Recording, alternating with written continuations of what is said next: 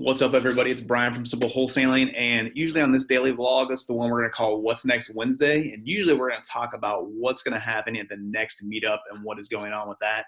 But we just had our meetup last week, so what I want to do today is focus on some questions that I received about some of the stuff that we went over at last week's meetup. So I'm just going to kind of roll through some questions, kind of give you my input, and we'll just go with it from there. So I'll probably just do this every Wednesday after our meetup that we have. So yeah, and then all the other Wednesdays we'll just be talking about kind of what's happening next with our meetup and what you can look forward to. So let me start off with the first question here. So I have, are the neighborhood grades always correct? So at the last meetup we talked about analyzing deals, and I talked a little bit about just the neighborhood grade. So what if somebody says a C neighborhood, what that means. If somebody says it's an A neighborhood, those types of things. So are those grades always correct? No, not. I mean, they're it's always subjective. So it's basically based off of what you or what other investors are thinking. There's not really somebody that's going around and like grading neighborhoods of like, oh, Riverside, I'm going to grade you a C this year and move on.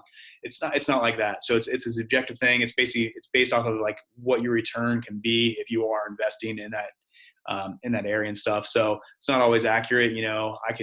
There's been a ton of times where I have lost money on an A neighborhood property or a B neighborhood property, even though the graded out great and it seemed like it was going to be awesome. There's been some C class neighborhoods or D class neighborhoods that I've done very well in with our company and stuff like that. So it's just based off of the system that you have in place, being able to analyze those deals, being able to get them correctly for what you need to, and go with it that way. So the grades aren't like finite. There are not like a definite thing of like, yes, this is once you cross this border, you're into a B neighborhood or anything like that. It's all based off of like what you can get out of that property and what you think and what other people that have been investing in that area have been able to do as well. So yeah. So next question, where do we get our comps from? So us, we are a brokerage as well. We have three licensed realtors on the team. I'm one of them. So we have access to the MLS. That's where we pull all of our comps from. So the paper that we had at the meetup that had the comps on them that you guys were looking at and analyzing your deals from. So those all came from the MLS. So if you do not have access to the MLS, maybe you have a buddy that does.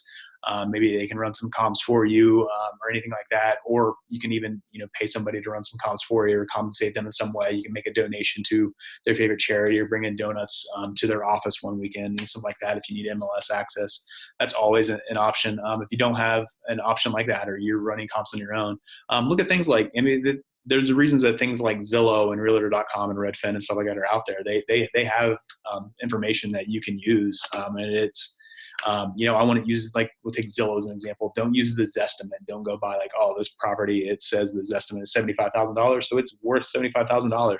That's not always the case. What we can do is you can like X out of that page where it gives you the Zestimate and actually look at the neighborhood and what comps are around there. So what properties have sold in that area. Those are the things you need to be looking at. So I know Zillow, Redfin, Realtor, they all update, a couple days or, a few days after the MLS does and stuff, but they're going to have what properties did sell and things. So you can look at those things and they're a great way to look at comps. As far as rental comps, the one I had on the paper for you guys at the meetup, it was just from rentometer.com.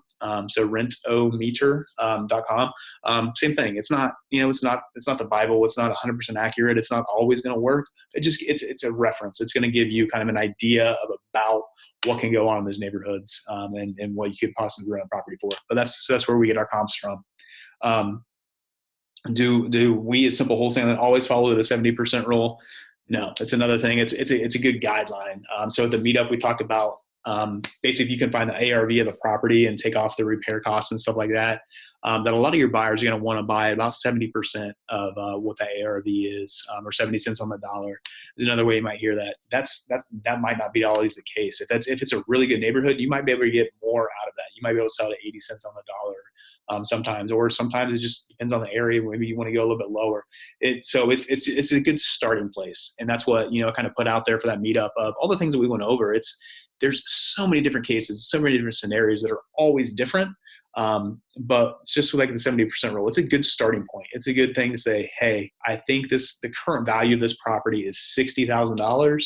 So, so if I look at 70% of that would be $42,000, that's probably about where my buyer is going to want to buy it. So I need to be below that. If I want to make $5,000 off this deal, I need to try to get it under contract for $37,000.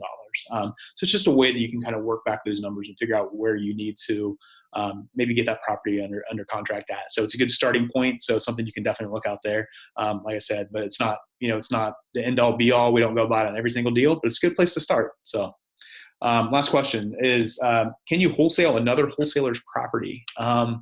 So I got kind of mixed feelings about this one. You can definitely do that. It can definitely be done. I know we buy properties off of other wholesalers all the time, but the key word is in there that we buy other properties. So we are always buying the other property, or we're buying the property off of other wholesalers. We're closing on it through a title company, and we're getting clear title on it, things like that. When you say things like, can you wholesale another wholesaler's property, make sure that communication's there. Make sure you guys are talking of like, hey, I saw this property that you have under contract. I saw you put it out there on Facebook.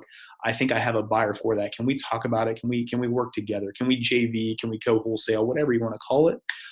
When you're talking about wholesaling another wholesaler's property, when happens all the time where Randy will send out a property, pretty much guaranteed later that day, I'll receive that same property back in an email of somebody trying to sell it to me acting like they have that property. That is not cool. Like, don't do that stuff. That's where you get into trouble. So be careful of that. So when you're talking about wholesaling other wholesalers' property, can you work with other wholesalers? Definitely, 100%. That's a good thing to do, of creating that community, working together, helping each other out. It's awesome. But when you're just trying to steal other people's deals and make money off of those, that's when you get a bad reputation. That's when you can hurt yourself. So just be careful of that. Not something I recommend at all. Working with other wholesalers is definitely a good thing. Working with each other, creating a community, just bouncing ideas off each other, helping each other with buyers, things like that. That's awesome. But when you're trying to steal deals, trying to mark them up and send them out there, daisy chaining stuff, that's a little shady. So just be careful of that. So those are the questions that I have that I got off the meetup last week. So hopefully this helped you guys out. We'll do this every Wednesday after each meetup. So hopefully we can bring you guys some value. Let us know if you guys have any questions at all. Love to talk to you guys. Love the support, and take care. Later.